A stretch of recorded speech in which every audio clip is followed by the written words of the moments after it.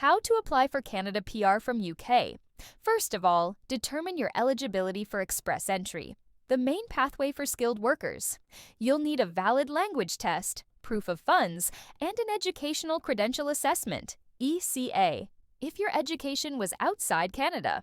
After that, gather all necessary documents, including your language test results, ECA, and proof of funds. These are crucial for your application. Then, visit the IRCC website and create your express entry profile. Make sure to enter all information accurately to avoid delays.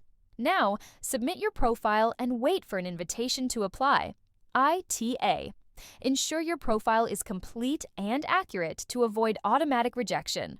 Finally, once you receive an ITA, complete your application for permanent residency. Follow the instructions carefully and submit all required documents. So this is how to apply for Canada PR from UK.